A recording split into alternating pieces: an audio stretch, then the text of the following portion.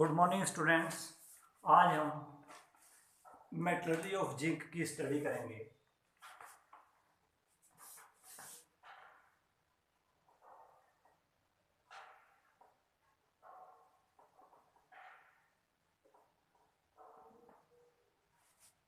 Zinc का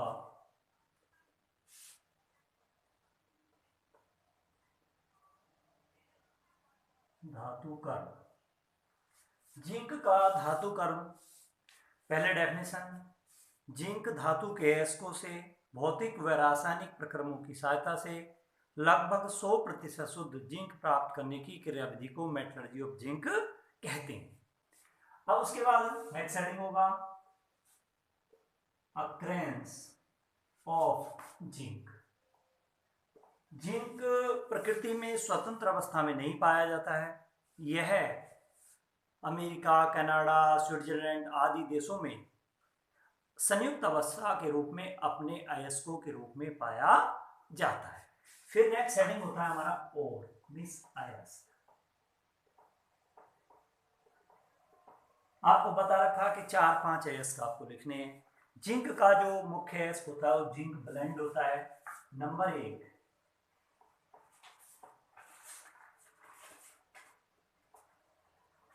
zinc blende,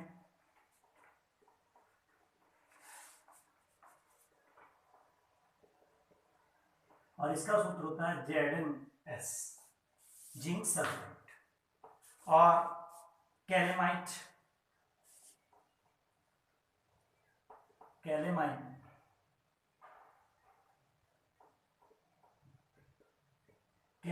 का सूत्र होता है ZnCO3, जिंक कार्बोनेट।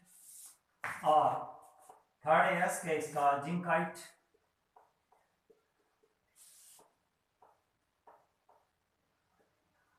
और इसका सूत्र होता है जिंक ऑक्साइड ZnO। और जो फोर्थ एस है वो है विलिमाइट,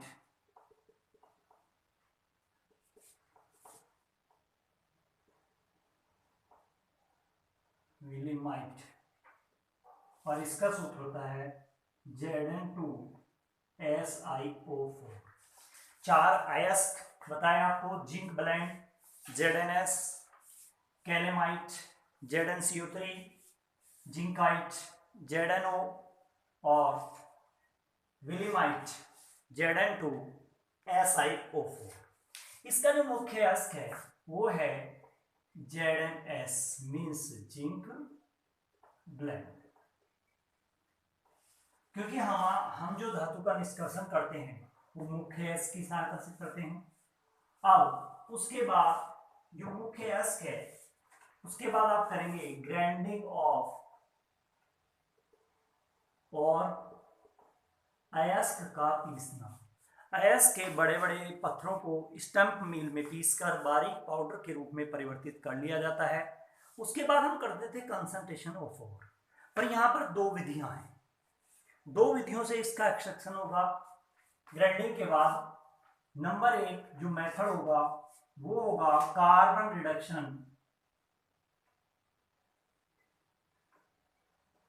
प्रोसेस, और नंबर 2 होगा इलेक्ट्रोलिटिक प्रोसेस। पहले हम लेते हैं carbon reduction process. Carbon reduction process जो है, कार्बन रिडक्शन प्रोसेस से हमें क्या करना है, वही प्रोसीजर रहेगा। कंसंट्रेशन ऑफ और अयस्क का सांद्रण। अयस्क का सांद्रण, जैसे हम जानते हैं कि अयस्क के सांद्रण के लिए मुख्य अयस्क कौन सा है उसे हम देखते हैं। तो यहां पर मुख्य अयस्क जिंक ब्लेंड है, मींस सल्फाइड है, ओ है सल्फाइड अयस्क का जो सांद्रण करते हैं वो हम फ्रोथ फ्लोटेशन मेथड के द्वारा करते हैं। तो इसका जो करेंगे हम वो करेंगे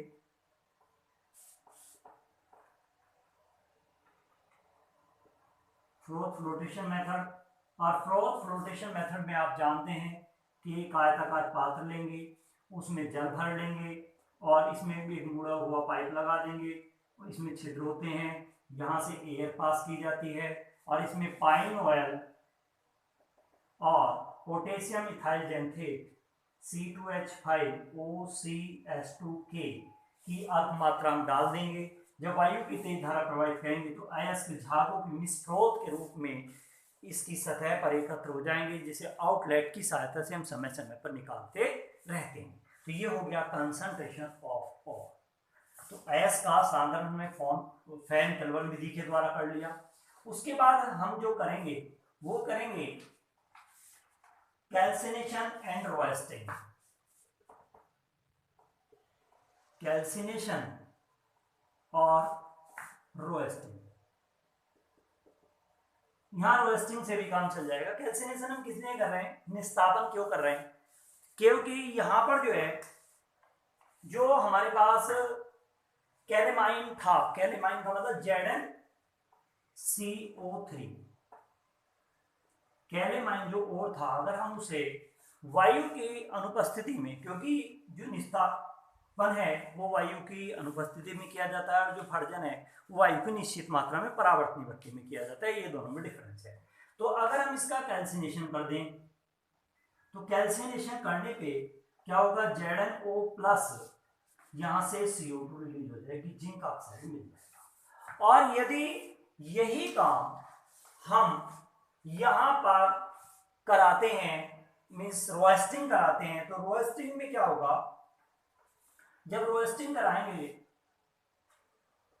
तो रोस्टिंग में मीन्स भर्जन में परावर्तनीय भट्टी में जो जिंक सल्फाइड, जो हमारे पास जिंक ब्लेंड है, वो ऑक्सीजन के साथ रिएक्शन करेगा। 3O2 के साथ हीट करेंगे, जब हम 950 डिग्री सेंटीग्रेड पर जब हम गर्म करेंगे तो गर्म करने से यहां से ZnO+SO2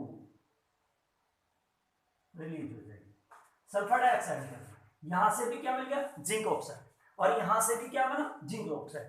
क्योंकि कैलेमाइन और जो जिंक ब्लेंड है उनमें धातु की प्रतिशत मात्रा में बहुत बड़ा अंतर नहीं होता। इसका मतलब दोनों प्रकार के अयस्कों से हम जो है जिंक का एक्सट्रैक्शन कर सकते हैं।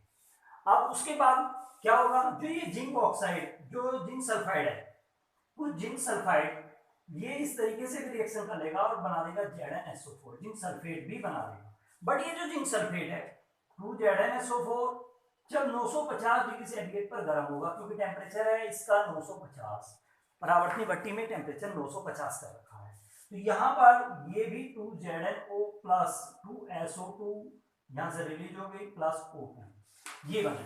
तो कहने का मतलब क्या, चाहे आप कैलेमाइन से बनाएं तो भी जिंक ऑक्साइड बनेगा, और यदि परावर्तनीय भट्टी के बारे में आपको बताए रखा, परावर्तनीय भट्टी इस तरीके की होती है, ये यहाँ पर हॉपर लगा रहता है, टवियर लगे रहते हैं, यहाँ हर्थ होता है और ये यहाँ पर फायर बॉक्स होता है। यहाँ से आपकी लपटेस के कॉन्टेक्ट में आएंगी, ऊपर से हम जो कंसंट्रेटेड और है वो डालते रहेंगे, ये रिवॉल्ट्री फर्नेस से। तो रिवॉल्ट्री फर्नेस में ऑक्सीजन की एक निश्चित मात्रा होती है, भर्जन क्रिया जब कराई जाती है। बेटर है कि प्रगलन जब कराएं तो प्रगलन की परिभाषा लिखें, भर्जन जब कराएं तो भर्जन की परिभाषा भी लिख दें, तो बहुत अच्छा रहेगा, मीन्स बेटर रहेगा। तो ये जिंक ऑक्साइड बना, यहाँ भी जिंक सल्फाइड ऑक्सीजन के साथ 250 डिग्री सेंटीग्रेड जिंक ऑक्साइड बना दे। आप ये भी रिएक्शन अकेली रिएक्शन लिख देंगे तो भी काम चल जाएगा, बट कुछ जिंक सल्फाइड ऑक्सीजन के साथ अभिक्रिया करके जिंक सल्फेट बना देता है, पर वो जिंक सल्फेट 950 डिग्री सेंटीग्रेड पर फिर पुनः दोबारा से जिंक ऑक्साइड में ही परिवर्तित हो जाता है। तो इस प्रकार से दोनों तरीके से हमने इसका क्या किया, क्या कहते हैं, कैल्सिनेशन और रोस्टिंग। कैल्सिनेशन और रोस्टिंग के बाद हमें जिंक ऑक्साइड मिल गया। हम क्या करेंगे, जिंक ऑक्साइड का रिडक्शन करेंगे, reduction of zinc oxide in zinc. Next heading हो जाएगा हमारा reduction of zinc oxide in zinc. मैं आपको एक चीज और बता दूं, कभी भी ऑक्साइड को हटाना हो तो सबसे बेटर रास्ता है कि आप कार्बन के साथ उसे हीट कर दें। तो हमारे पास है ZnO, आप कार्बन के साथ इसे हीट करें, हीट करने पर हमेशा CO निकलेगा, तो बचा क्या, Zn plus CO, carbon monoxide उड़ जाएगी। तो इस तरीके से हमें जिंक धातु प्राप्त हो जाएगी और इस प्रकार लगभग 96-97% शुद्ध जिंक प्राप्त होती है। और इस जिंक का अब लास्ट में आप जानते हैं आप करेंगे purification of zinc. Purification of zinc, zinc का शोधन का तरीका आपको बता रखा है। एक इलेक्ट्रोलिसिस मेथड से तो सिंपल, वही एक पात्र लेंगे आयताकार और इसे प्लस बना देंगे और शुद्ध जिंक का कैथोड में माइनस बना देंगे और इसमें मेल्टेड जो ये रिडक्शन के बाद जो हमें जिंक मिला है वो भर देंगे। इलेक्ट्रिसिटी पास करने पर 3 परतें बन जाएंगी। पहली पर प्योर मेटल की होगी, उसे आउटलेट की सहायता से बाहर निकाल देंगे, बीच वाली मिक्सचर होगी, नीचे वाली इम्प्योरिटी। और भी मेथड हैं जिनके द्वारा आप जो है इसका शोधन कर सकते हैं। शोधन में लिक्विफिकेशन, द्रवीकरण, मतलब पहले जो है द्रवित करेंगे, फिर जो हीट करेंगे, फिर दोबारा से जो लिक्विफाइड करेंगे, मतलब ठंडा करेंगे, गर्म करेंगे, तो जो इम्प्योरिटीज हैं वो वेपराइज हो जाएंगी। या फ्रैक्शनल डिस्टिलेशन भी इसी तरीके का होता है। ये अदर मेथड है फ्रैक्शनल डिस्टिलेशन मेथड।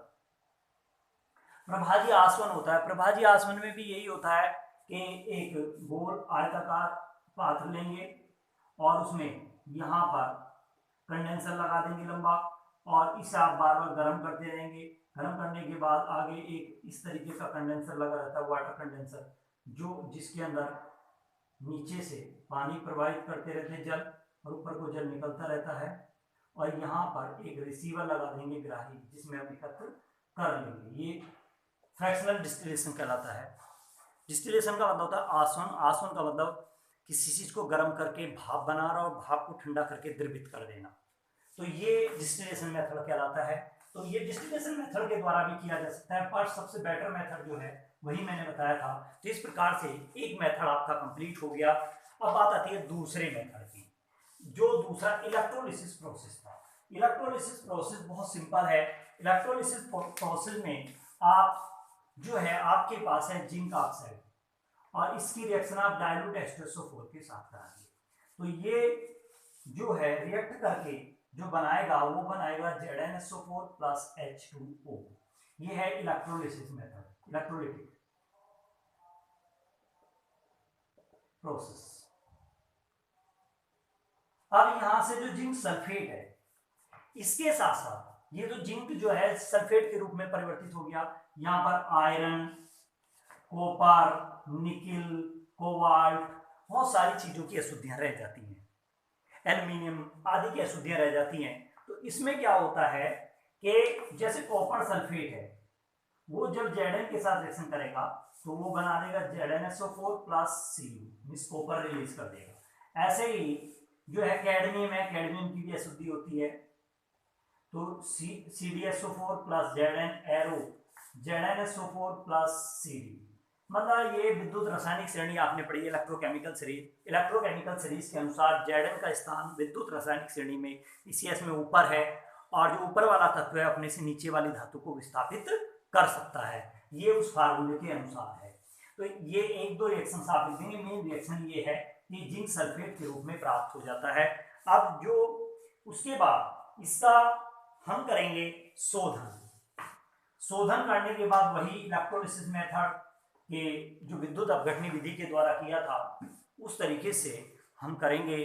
तो जो आज की जो जिंक की मेटलर्जी बताई वो आपने देखा कि सारी मेटलर्जीज की तरह बिल्कुल सेम है। सबसे पहले जिंक की मेटलर्जी की डेफिनेशन कि किसी धातु के अयस्कों या जिंक धातु के अयस्कों से भौतिक व रासायनिक प्रक्रमों की सहायता से लगभग 100% शुद्ध जिंक धातु प्राप्त करने की क्रियाविधि को मेटलर्जी ऑफ जिंक कहते हैं। उसके बाद अक्रेंस ऑफ जिंक, जिंक प्रकृति में स्वतंत्र अवस्था में नहीं पाया जाता है, यह अपने अयस्कों के रूप में संयुक्त रूप से अमेरिका, कनाडा, स्विट्जरलैंड आदि देशों में पाया जाता है। उसके बाद है और अयस्क, 4 अयस्क आपको बताए, जिंक ब्लेंड और जो है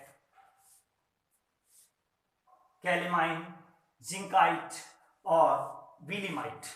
जिंक ब्लेंड का सूत्र आपको बताया था ZnS और कैलेमाइट का सूत्र बताया था ZnCO3 और जिंकाइट का सूत्र बताया था ZnO, और विलिमाइट का जो सूत्र बताया था वो बताया था Zn2SiO4।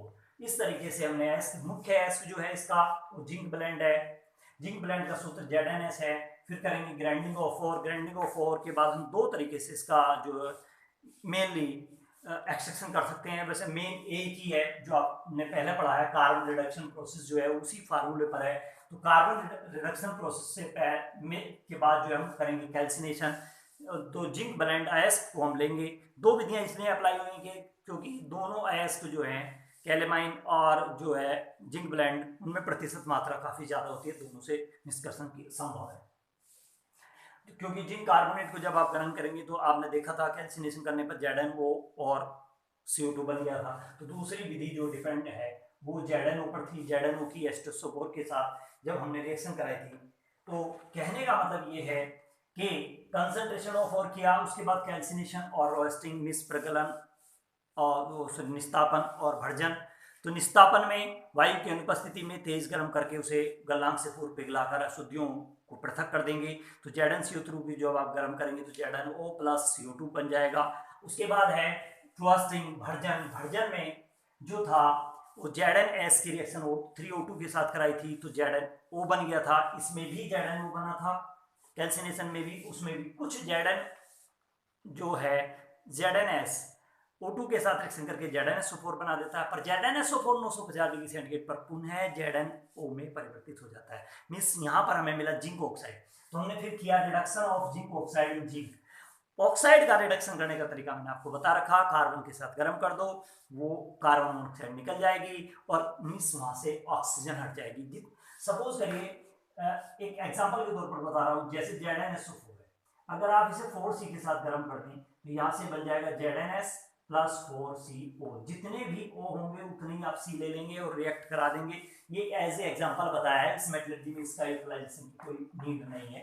तो इस तरीके से उसके बाद है purification of zinc. Purification of zinc का लिक्विफिकेशन, फ्रैक्शनल डिस्टिलेशन और इलेक्ट्रोलिसिस, तीन प्रोसेस बताए। आप इलेक्ट्रोलिसिस मेथड से कर दीजिए, जो सिंपल मेथड आप जानते हैं। इस प्रकार लगभग 99.98% शुद्ध जिंक धातु प्राप्त हो जाती है। आज के लिए इतने काफी, धन्यवाद।